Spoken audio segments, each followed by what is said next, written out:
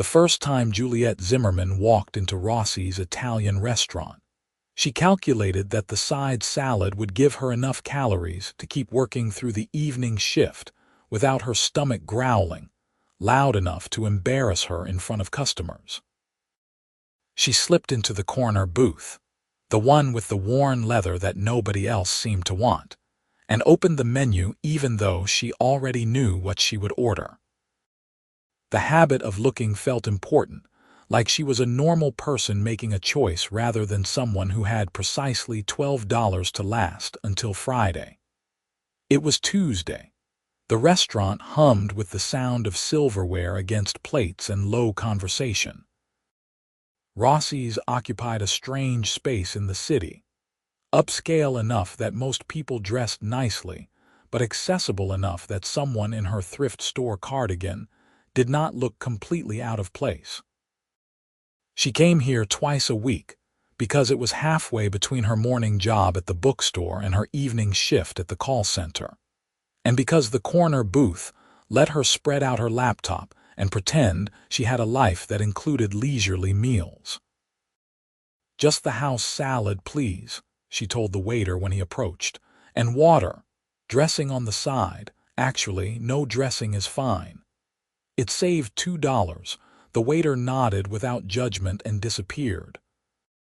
Juliet pulled out her laptop and opened the document that had become both her obsession and her escape.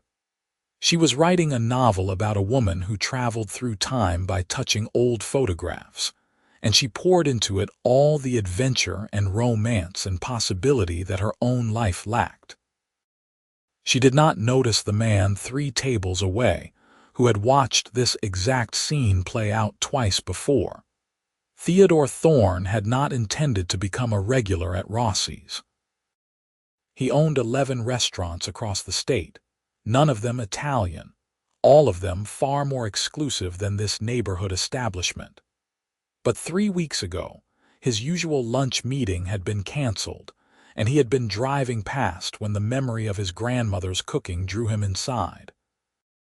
The food was good, honest, the kind that reminded him why he had gotten into the restaurant business in the first place, before it became about profit margins and expansion strategies.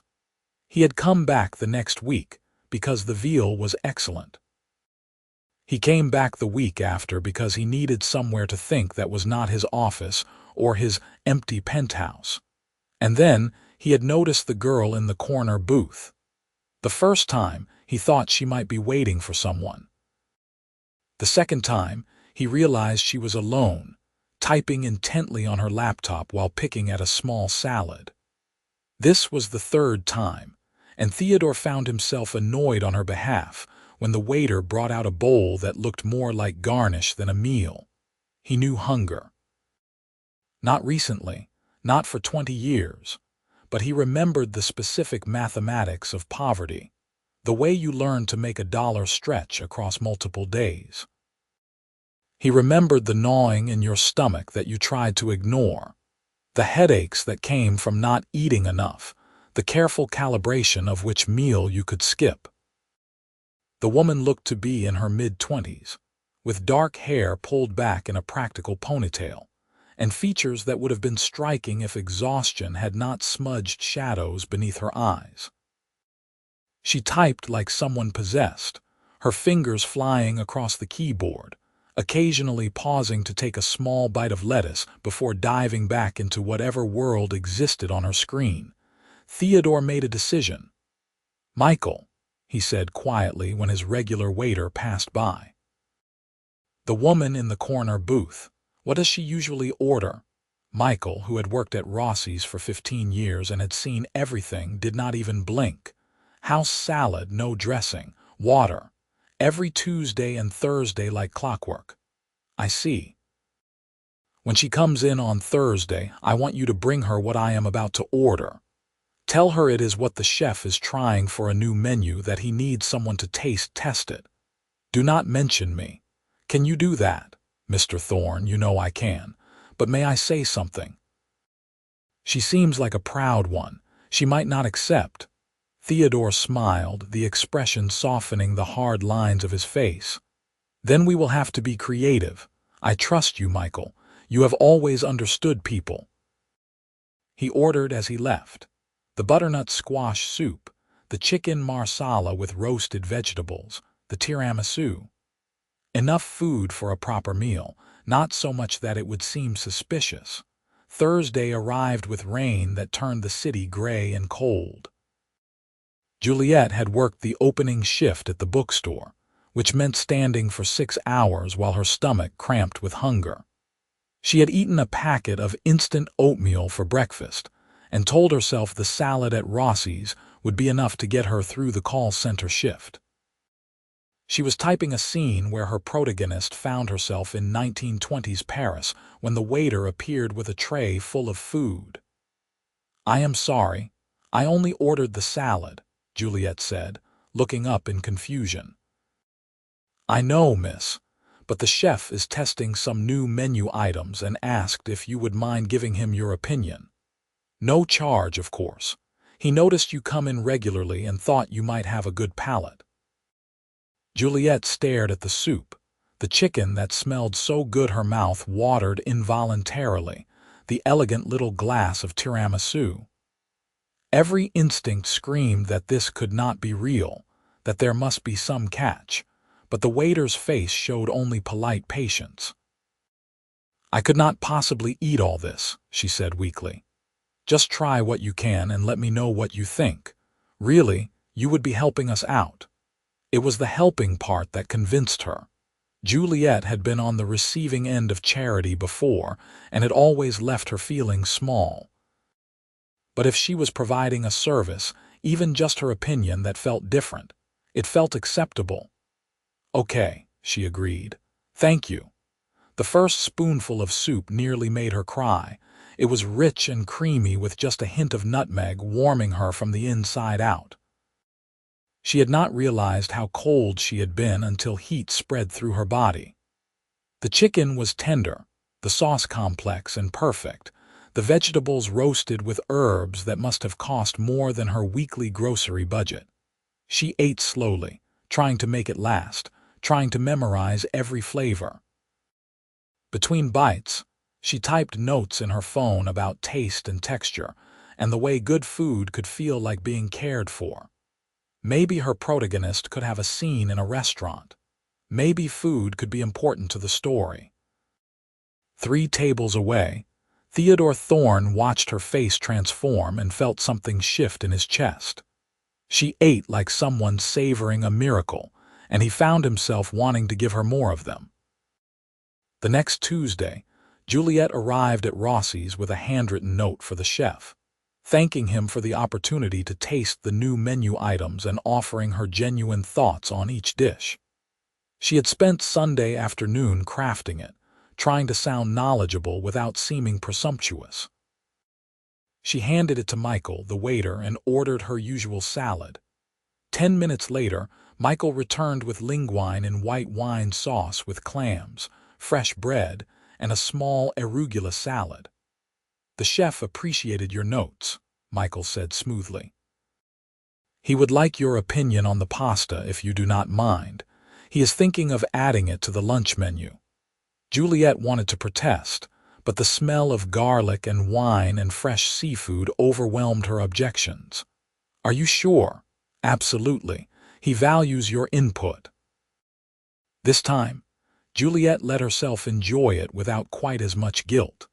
She even used the bread to soak up the sauce, something her grandmother had taught her before she died, back when Juliet had been 12 and still thought the world was fundamentally kind. As she ate, she found herself wondering what the chef looked like. She imagined someone older, maybe with a thick Italian accent, someone who genuinely loved feeding people. The thought made her smile as she twirled linguine around her fork. Theodore watched that smile and felt his carefully constructed business persona crack a little further. He had built Thorne Restaurant Group from nothing, turning a single failing diner into an empire of upscale establishments.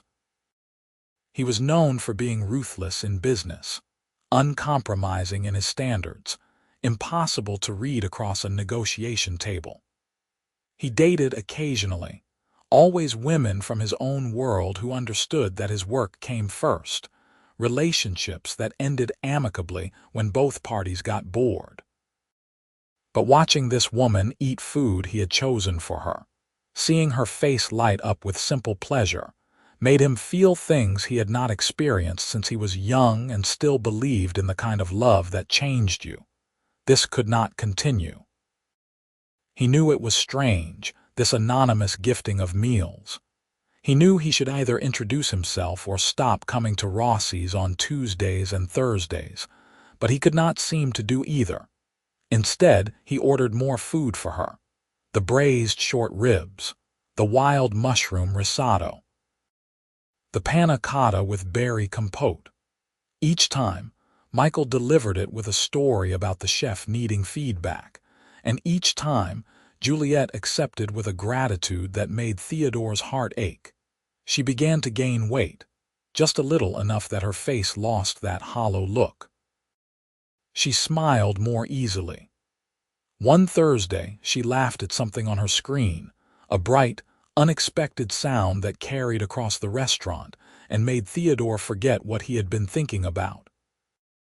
"You know she is going to find out eventually," Michael said quietly, refilling Theodore's water glass. "I know." "What will you tell her?" "I have no idea." It was early October when everything changed. Juliet arrived at Rossi's with her laptop as usual, but her hands were shaking and her eyes were red. She slid into the corner booth and put her head down on her arms, shoulders trembling. Theodore sat up straighter, his protective instincts roaring to life. Something was wrong. He watched Michael approach her table, saw the waiter lean down to speak quietly, saw Juliet shake her head without lifting it. Michael walked over to Theodore's table. "She says she is not hungry, that she cannot afford anything today anyway." "What happened?" "I do not know, sir." "But she is crying." Theodore stood up before he could talk himself out of it.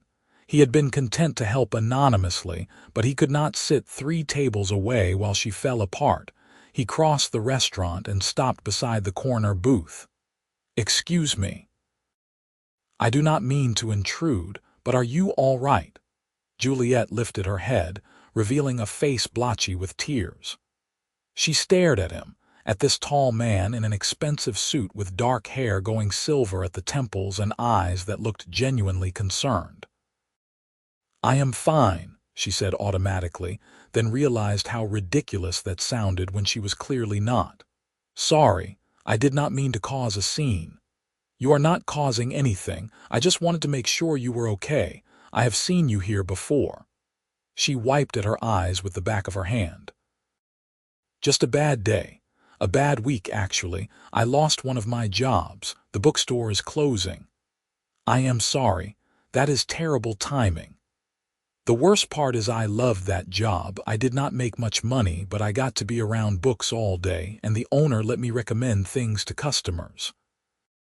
It was the one job that did not feel like work." Fresh tears spilled down her cheeks. "God, I am sorry. You do not need to hear about this. I am sure you have somewhere to be." Theodore made another decision, one that would change both their lives. "Actually, I was about to have lunch. Would you join me? You look like you could use a good meal and maybe a friendly ear." "I could not possibly. I do not even know you." "My name is Theodore Thorne. Now you know me. And before you say no, please understand that I am asking purely because I have been having lunch alone at this restaurant for weeks, and I would genuinely appreciate the company. Plus, the food here is exceptional, and it seems wrong to experience exceptional things alone." There was something in his voice, in the directness of his gaze, that made Juliet trust him despite her usual caution. Or maybe she was just too worn down to maintain her walls. Either way, she found herself nodding. "Okay, thank you. I am Juliet. Juliet Zimmerman." Theodore slid into the booth across from her, and when Michael appeared, he ordered without looking at the menu. "The butternut squash soup for both of us, the chicken marsala, the short ribs, the mushroom risotto, family style, and a bottle of the Chianti. Juliet's eyes widened. That is too much food. We will take leftovers if we cannot finish. Trust me, it will be worth it. As they waited for the food, Theodore asked her about the bookstore, and Juliet found herself talking more than she had in months. She told him about Mrs. Chen, the owner who had taken a chance on hiring her 3 years ago, despite her lack of retail experience. She told him about the regular customers whose reading tastes she had come to know, about the quiet joy of matching the right person with the right book. It sounds like you were good at it, Theodore said. I think I was, but good does not matter when the big chain bookstore opens up 6 blocks away and undercuts all your prices. No, it does not. Unfortunately, that is the reality of retail. But being good at something always matters, even if it takes time to find the next place to apply that skill. The food arrived, dish after dish of aromatic, beautifully prepared Italian cuisine. Juliet stared at it all, then looked up at Theodore with sudden understanding dawning in her eyes. You have been here on Tuesdays and Thursdays, she said slowly. I have seen you in the back corner. Yes, the chef testing new menu items. That was you, was not it? Theodore could have lied. He was good at maneuvering around the truth when business required it. But looking into her eyes, he found he could not. Yes, he said simply. Why? Because I know what it is like to be hungry. Because you were ordering salad with no dressing and water, and I watched you type on that laptop like your life depended on it. And I thought to myself that someone working that hard deserved to eat a proper meal. Because I could help, and it seemed wrong not to. Juliet did not know what to feel. Gratitude warred with embarrassment and a strange, fluttering warmth. You did not have to do that. I know I wanted to. But why stay anonymous? Why not just introduce yourself? Theodore ran a hand through his hair, a gesture that made him look younger, less certain. Honestly. Because I did not want you to feel obligated. If the food came from the chef, you could accept it without owing anyone anything. If it came from me, from a stranger, it would have felt like charity. I did not want to take away your dignity. Something in Juliet's chest cracked open. She had been so focused on survival for so long that she had forgotten what it felt like to be seen, truly seen by another person. Thank you, she whispered, for all of it. For the food, for understanding why the way you did it mattered, for being kind to a stranger. You are welcome. Now please eat before the risotto gets cold. It is never as good once the cheese solidifies. They ate and talked, and the afternoon slipped away. Juliet learned that Theodore owned restaurants, that he had grown up poor in the same city, that he had worked 3 jobs while putting himself through community college. Theodore learned that Juliet was writing a novel, that she had been on her own since 18 when her grandmother died, that she worked at a call center in the evenings helping people with their insurance claims. You like the call center job? Theodore asked. God, no. It is soul-crushing. But it pays the most of anything I am qualified for, so I keep showing up. What would you do if you could do anything? Juliet twirled her fork through the risotto, considering. No one had asked her that in years. Write, probably, or work in publishing, something with books and stories. I know it sounds impractical. Why impractical? Because those jobs either pay nothing or require connections I do not have. I looked into it when I first moved here. You basically need to work for free as an intern for years before anyone will hire you for real. I cannot afford to work for free. No, I suppose you cannot. Theodore paused, an idea forming. What if there was another way? What if you could work somewhere that valued your skills with books and stories, but paid you fairly from the start? Does such a place exist? It might. One of my restaurants has a very particular concept. It is designed to feel like eating in different literary periods. Different rooms are themed around different eras. We have a Gatsby room, a Victorian room, a Shakespearean tavern section. The whole experience is supposed to be immersive. We have been looking for someone to help develop the concept further, to choose books for display, to train staff on the literary references, maybe even to organize events. It would be part curator, part event coordinator, part creative consultant. Juliet stared at him. Are you offering me a job? I am saying there is a position open, and based on what you have told me about your work at the bookstore, you might be perfect for it. You would need to interview with the general manager, of course. I do not just hand out positions, but I could get you the interview. Why would you do that? You barely know me. Theodore met her eyes steadily. Call it a hunch. I have built my business on reading people, on trusting my instincts about who will bring passion to their work. You have that passion. I saw it when you talked about the bookstore. Besides, I believe in giving people chances. Someone did that for me once, and I would not be where I am if they had not.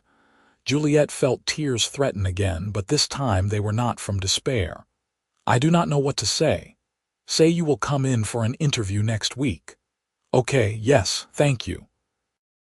They exchanged phone numbers, and when Juliet finally left the restaurant hours later, she carried a bag of leftovers and something else she had not felt in a long time. Hope. Theodore sat in the booth after she left, staring at her number in his phone, and acknowledged what he had been avoiding for weeks. He was falling for her. Maybe he had been since the first time he watched her carefully calculate whether she could afford lunch.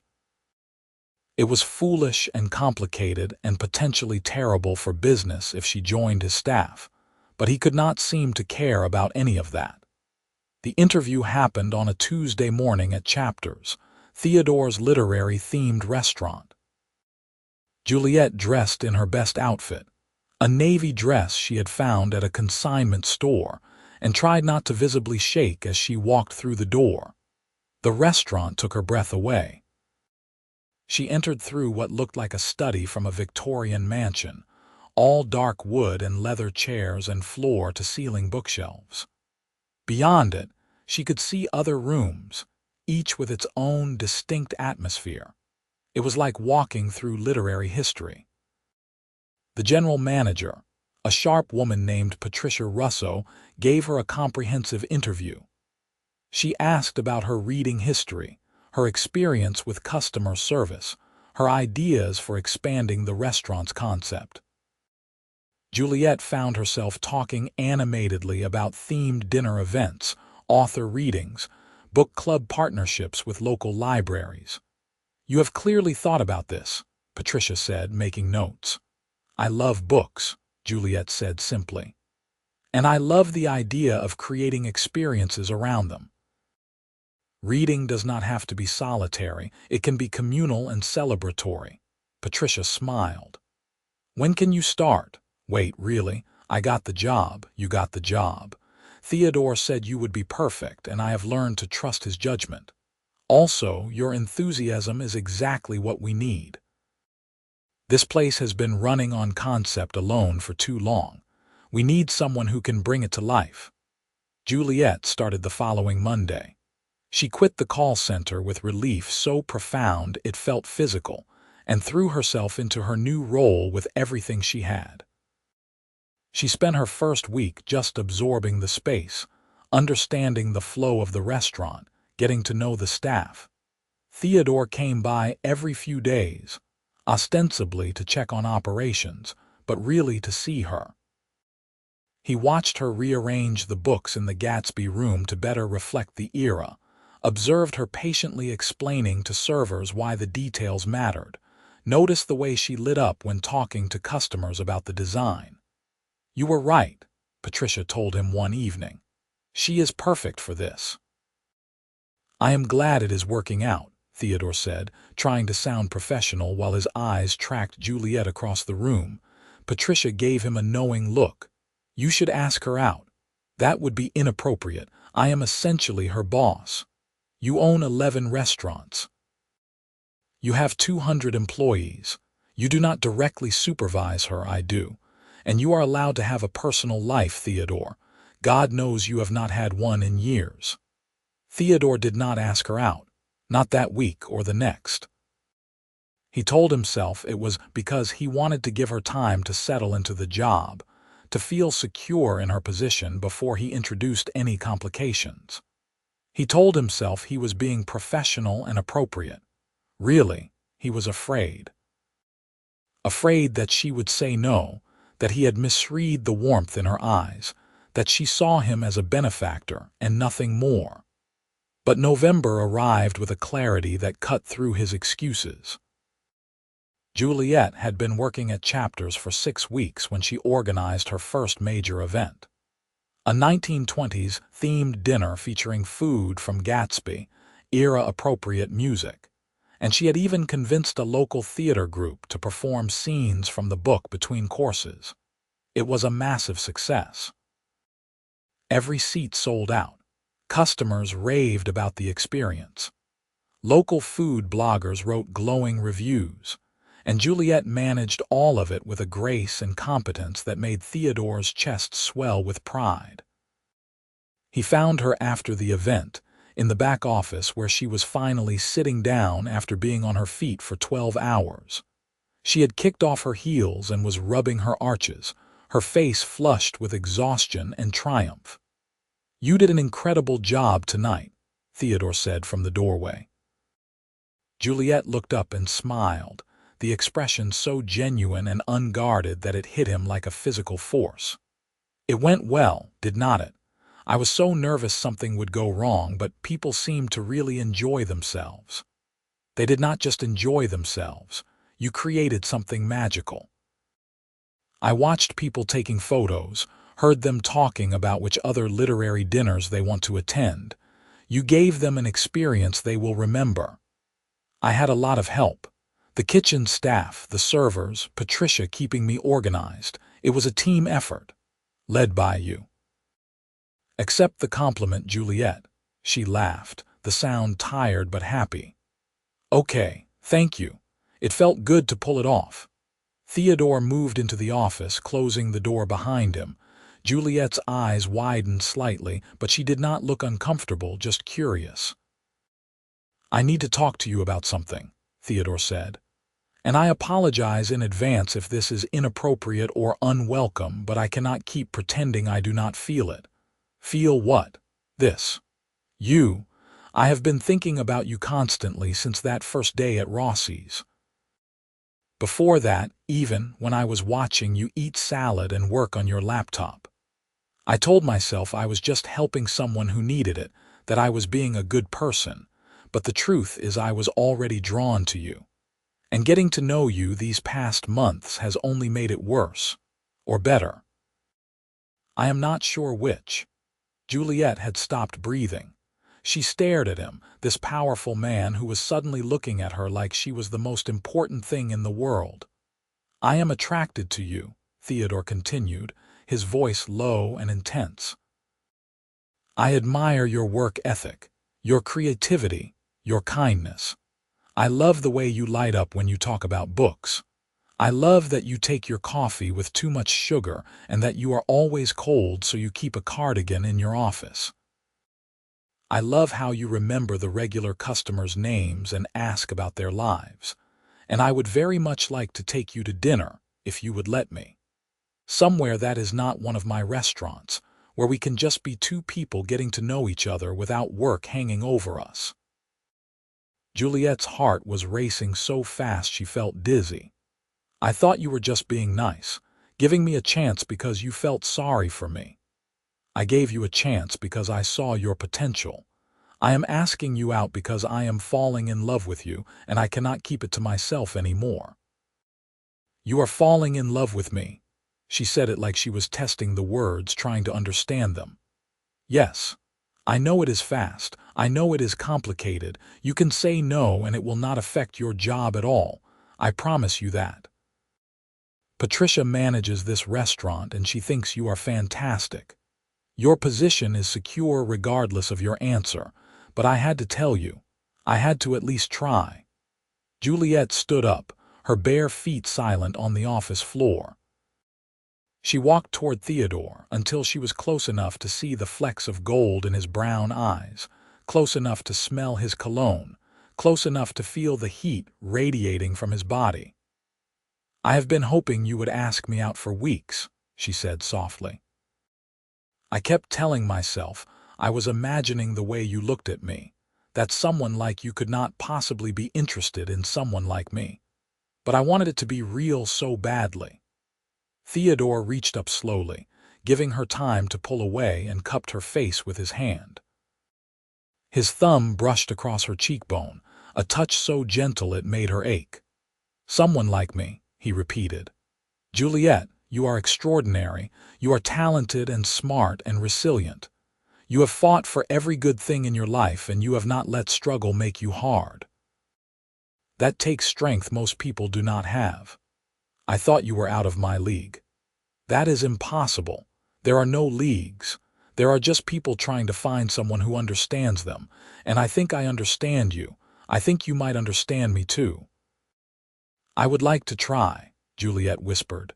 Theodore leaned down and kissed her, soft and questioning, and Juliet rose on her toes to meet him. The kiss was everything a first kiss should be, sweet and promising and full of potential. When they broke apart, both of them were smiling. Friday night. Theodore asked, "I will pick you up at 7. Wear something comfortable. I have an idea." "Not a restaurant, definitely not a restaurant. I spend enough time in those. This will be different." Friday night. Theodore picked her up in a car that probably cost more than she had made in the past year, but he did not make a big deal of it. He drove them out of the city to a small town about an hour away, pulling up in front of an old-fashioned independent movie theater. "They are showing Casablanca tonight," he explained. "I thought, since you love stories, maybe you would like to see a classic on the big screen, but we can do something else if you would rather." Juliet felt her eyes well up. "This is perfect. How did you know?" "You mentioned once that you love old movies but hardly ever get to see them properly. I did some research, found this place. They show classic films every Friday." They watched Bogart and Bergman fall in love and break apart in glorious black and white, and Theodore held Juliet's hand in the dark, their fingers intertwined. Afterward, they got burgers at a diner where no one knew Theodore's name, and the waitress called them both honey. "This is the best date I have ever had," Juliet said, stealing one of his fries. "Better than expensive restaurants and fancy wine. So much better. This feels real. It feels like you actually thought about what I would enjoy." "Of course I did. That is the whole point." They talked until the diner was closing, and then Theodore drove her home to her small apartment. He walked her to the door like something out of the movies they had just watched. "Can I see you again?" he asked. "Tomorrow, if you are free." "Yes, but maybe this time I can plan something. I would like to show you parts of my world." "I would love that." Juliet's world, it turned out, included a used bookstore where she knew the owner and every aisle by heart, a park where she liked to write when the weather was nice, and a tiny hole-in-the-wall Thai restaurant that served the best pad see ew she had ever tasted.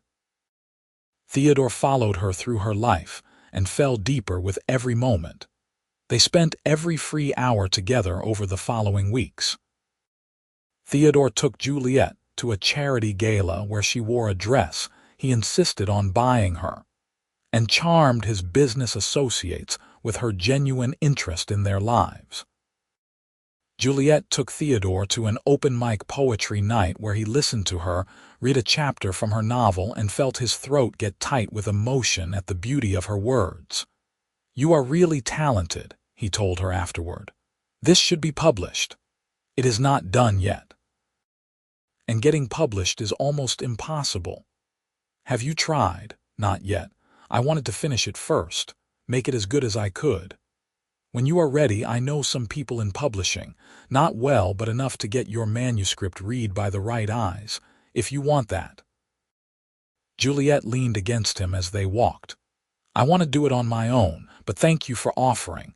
It means everything that you believe in my work. I believe in you. The work is just an extension of that. It was early December when Juliet invited Theodore to her apartment for dinner.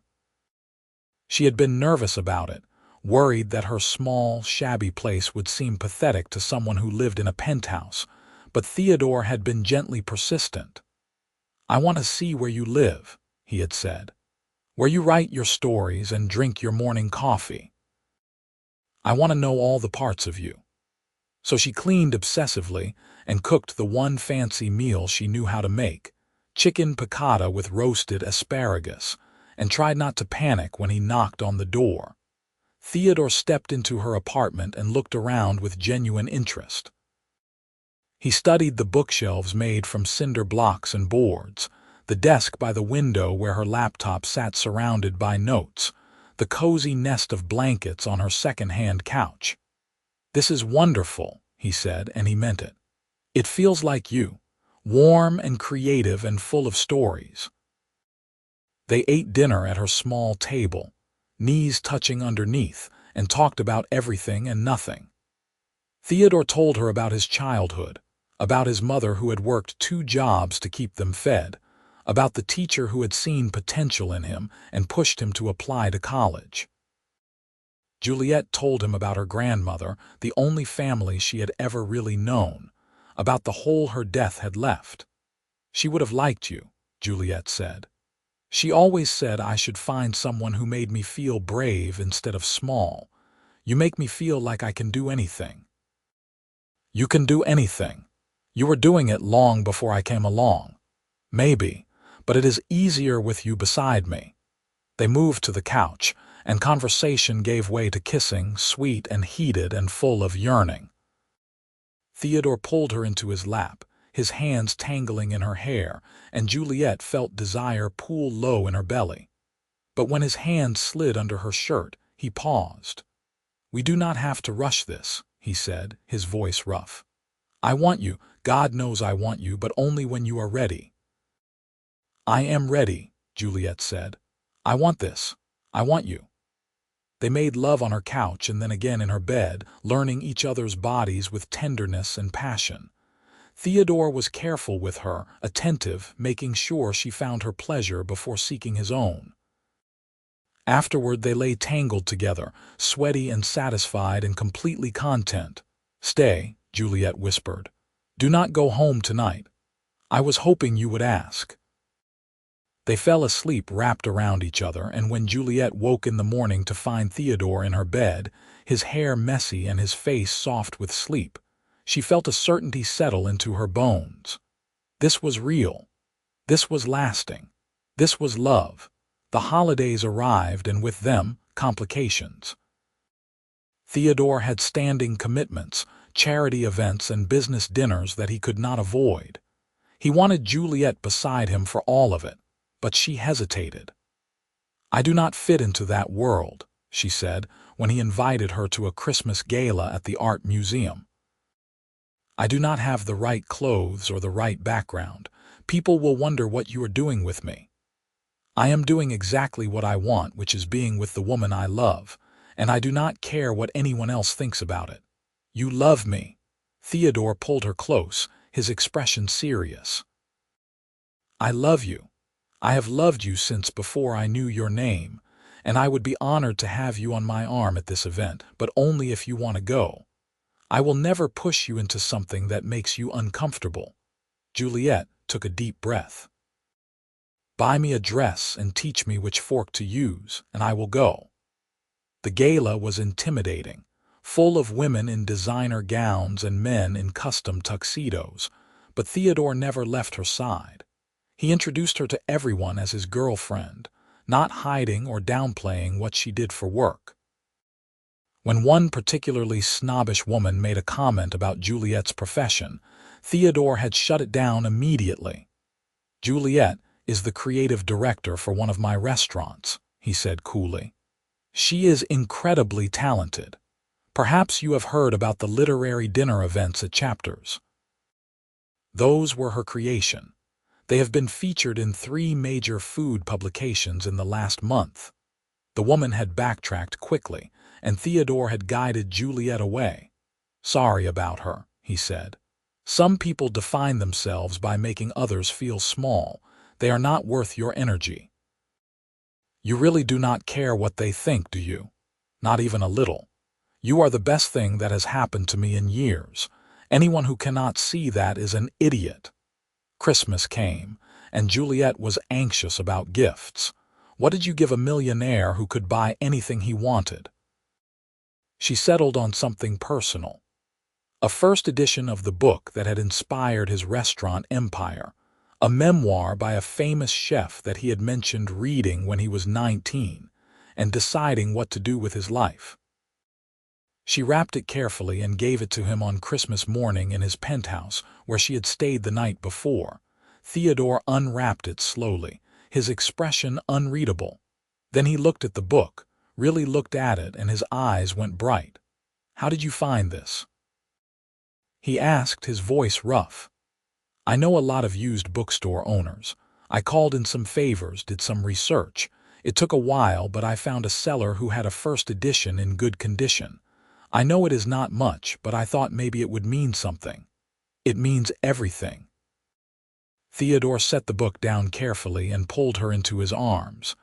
"This is the most thoughtful gift anyone has ever given me. Thank you. You are welcome. Open the inside cover." He did, and found an inscription in her handwriting. For Theodore, who sees potential in everyone and has the courage to help them reach it. "Thank you for seeing me. All my love, Juliet." "I love you," he said, kissing her deeply. "I love you so much. I love you too." His gift to her was equally personal. A leather portfolio embossed with her initials, and inside, a letter from a literary agent he knew, expressing interest in reading her manuscript when it was finished. "You told me you wanted to do it on your own," Theodore said quickly, seeing her expression shift. "This is not me pulling strings. I mentioned to her in passing that someone I knew was working on a time travel novel, and she asked to hear more about it. I told her the premise, and she said it sounded marketable. She agreed to rate it, but that is all I can do. The rest is up to you and your talent. If the book is good, she will represent you. If it is not, she will pass. I did not ask for special treatment, just an opportunity for you to be seen." Juliet felt tears slip down her cheeks. "You really believe I can do this?" "I know you can. Your writing is beautiful. It deserves to be out in the world." They spent the rest of Christmas Day in comfortable domesticity, cooking together, watching movies, making love in front of his ridiculously large fireplace. It was perfect and simple, and everything Juliet had never let herself dream of having. January brought a new year and new challenges. Juliet finished her novel, spending late nights polishing every word until it shone. She sent it to the literary agent with shaking hands, then tried not to obsessively check her email every 5 minutes. Theodore gave her space to be nervous, but also distraction when she needed it. He took her ice skating, to museums, to little neighborhood restaurants where they could be anonymous. He was patient with her anxiety and confident in her talent. The agent responded 3 weeks later, asking for a phone call. Juliet nearly threw up before dialing. 20 minutes later, she called Theodore at work, her voice shaking. "She wants to represent me," Juliet said. "She thinks she can sell it. Theodore, she thinks my book is good enough to publish. I told you it was brilliant. I need to make some revisions, and then she is going to send it out to editors. This is really happening. You did this. Your talent, your hard work. I am so proud of you." Juliet was crying and laughing at the same time. "I could not have done it without you. Without the job at Chapters, I would still be working 2 jobs and too exhausted to write. You gave me the space to finish this. You would have found a way. You are too determined not to, but I am glad I could help." That night, they celebrated at Rossi's, sitting in the corner booth where this had all begun. Michael, the waiter, brought out a feast without being asked, and when Theodore tried to pay, he found the bill had been taken care of. "Compliments of the owner," Michael said with a wink. "He heard about the book deal. He is very happy for both of you." It was February, nearly a year since that first day at Rossi's, when Theodore asked Juliet to move in with him. They were at her apartment, which had somehow become their default place to spend time despite his penthouse being objectively nicer. "I know it is fast," Theodore said. "And I know you value your independence, but I want to wake up with you every morning. I want to come home to you at night. I want us to build a life together, not just visit each other's separate lives." "Your place is huge," Juliet said. "I would rattle around in all that space. Then we find somewhere new, somewhere that feels like ours, not mine or yours. We can look at places together, figure out what we both want. You would move out of your penthouse for me. I would do much more than that for you. That apartment is just a space. You are my home." They found a brownstone in a neighborhood halfway between trendy and established, with a small garden and a study where Juliet could write. It had character and charm and room to grow. They moved in together in March, combining her shabby second-hand furniture with his expensive pieces, and somehow it all worked. Juliet's book sold to a major publisher in April. The advance was not huge, but it was enough that she felt financially secure for the first time in her adult life. Theodore took her out to celebrate, and this time they went to one of his upscale restaurants, where he insisted she order the most expensive thing on the menu. "Remember when you used to only order house salad with no dressing?" he asked, watching her consider the options. "I try not to think about that time too much. It feels like a different life. It was not that long ago, I know, but everything has changed. I have changed. I am not that scared, hungry girl anymore. You were never just scared or hungry. You were always brave and talented and strong. You just have more resources now. The core of who you are has not changed at all." Juliet reached across the table and took his hand. "I am happy. I do not think I have ever been able to say that before without qualifying it. I am just happy." "Me too." They got engaged in June on a weekend trip to the coast. Theodore proposed at sunrise on an empty beach with a ring he had designed himself, a simple band with a single perfect diamond. "Marry me," he said, down on one knee in the sand. "Build a life with me. Have adventures with me. Let me spend the rest of my days making you as happy as you make me." "Yes," Juliet said, pulling him up to kiss him. "Yes, absolutely yes." They got married in September, a small ceremony in the garden of their brownstone with only close friends and family. Juliet wore a simple white dress and carried wildflowers. Theodore wore a suit and could not stop smiling. Patricia from Chapters officiated and Michael from Rossi's catered the reception. When it was time for toasts, Theodore stood and looked at his bride. "A year and a half ago, I saw a woman in a restaurant ordering the cheapest thing on the menu," he said. "I saw her working on her laptop, pouring her heart into her dreams, and something in me recognized something in her. I did not know then that I was looking at my future. I just knew I wanted to help. But helping turned into knowing, and knowing turned into loving, and loving you has been the greatest privilege of my life. You have made me better. You have reminded me why I got into this business in the first place, why creating spaces for people to gather and connect matters. You see the best in everyone, and you make me want to live up to the version of myself I see reflected in your eyes. I love you, Juliet, today and always." There was not a dry eye in the garden. Juliet stood and kissed her husband, and when they broke apart, she saw her whole future spread out before them, bright and full of possibility. Juliet's book published the following spring to enthusiastic reviews. It was not a massive bestseller, but it sold steadily and found its audience. She started working on the sequel while continuing to develop programming for chapters. Theodore opened a new restaurant, this one dedicated to recipes from literature, and Juliet consulted on the concept. They fell into a rhythm, a partnership that balanced work and creativity and love. They traveled when they could, finding small bookstores in every city they visited. They hosted dinner parties in their brownstone, filling it with friends and laughter and good food. They built a life that felt intentional and full. 2 years after their wedding, Juliet found out she was pregnant. She told Theodore over breakfast, sliding the positive test across the table while her heart hammered in her chest. Theodore stared at it, then up at her, his eyes going wide. "Really? Really?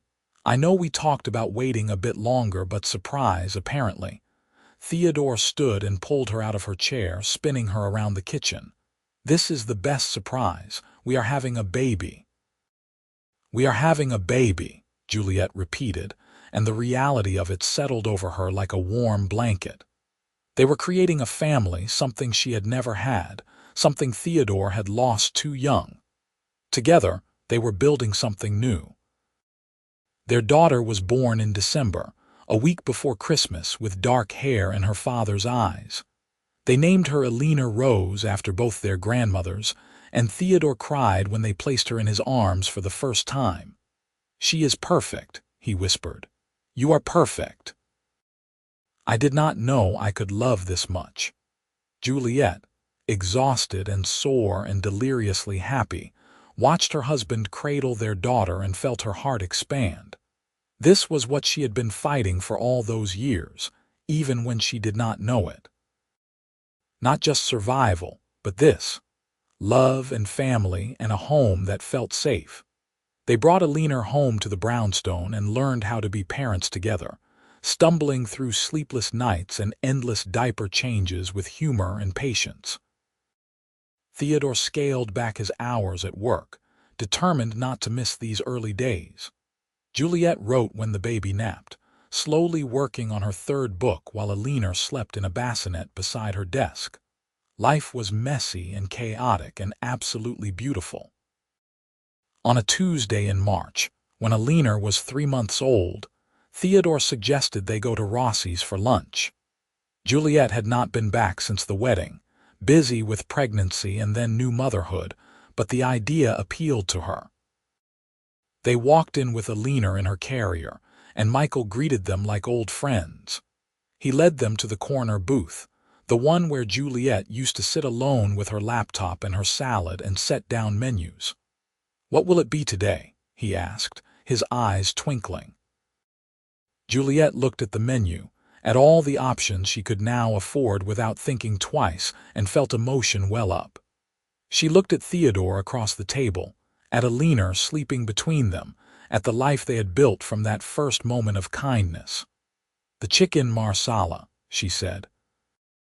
"And the butternut squash soup to start, and definitely tiramisu for dessert." "Same for me," Theodore said, reaching across to take her hand. "And Michael, whatever the lady wants she gets. Always." Michael smiled and walked away, and Juliet squeezed Theodore's hand. "Do you remember the first time we talked?" she asked. "I was crying because I lost my job and you came over and asked if I was okay. I remember everything about that day. You looked up at me with those eyes and I knew I was in trouble. Good trouble, the best trouble. You turned my whole world upside down. Right back at you." Elena stirred in her carrier, making small baby noises, and they both looked down at her with identical expressions of wonder and love. The food arrived, fragrant and perfect, and they ate slowly, savoring the meal and the moment and each other. Outside, the city bustled with traffic and hurried people, everyone chasing their own dreams and fighting their own battles. But inside Rossi's, in the corner booth where it had all begun, Juliet and Theodore sat with their daughter and knew they had found something rare. A love that had grown from kindness into something unshakable, a partnership built on seeing and being seen, A family created from hope and hard work and the willingness to take a chance on a stranger. Years from now, they would bring Alina back to this booth and tell her the story of how her parents met. They would tell her about salads with no dressing and anonymous gifts of food, about a man who noticed and a woman who needed to be noticed. They would tell her that love sometimes looks like paying attention, like offering help without strings, like believing in someone's potential even when they cannot see it themselves. But for now, they just sat together, eating good food and holding hands across the table, while their daughter slept and dreamed of whatever babies dream about. And Juliet, who had once counted every dollar and gone hungry more times than she cared to remember, looked around at her little family and felt abundantly, impossibly rich. The waiter brought the check, and Theodore paid it without looking, leaving a generous tip as always.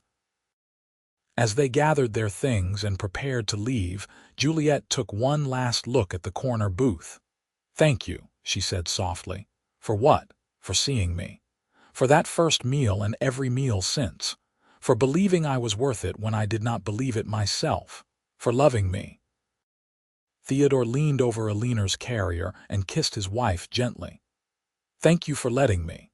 Thank you for taking a chance on some guy who came over to your table and would not take no for an answer. Thank you for being brave enough to trust me, to love me back, to build this life with me." They walked out of Rossi's into the spring afternoon, and if anyone had been watching, they would have seen an ordinary family, a man and a woman and a baby, nothing remarkable. But ordinary, Juliet had learned, was where the real magic lived. In daily kindness and sustained effort, and choosing each other every single day. In building something stable and loving and real. She adjusted Alina's sunshade and smiled at her husband, this man who had changed her life by simply noticing she was hungry, and felt gratitude so deep it was almost overwhelming. They had started with the smallest gesture, a meal given without expectation, and built from it something extraordinary. They had taken loneliness and struggle and transformed it into family and joy and home. And that, Juliet thought as Theodore took her hand and they walked toward their car, was a story worth writing. The kind of story she might have read once in a book and thought was too good to be true, too perfect to be realistic. But here she was, living it, proof that sometimes the impossible happened.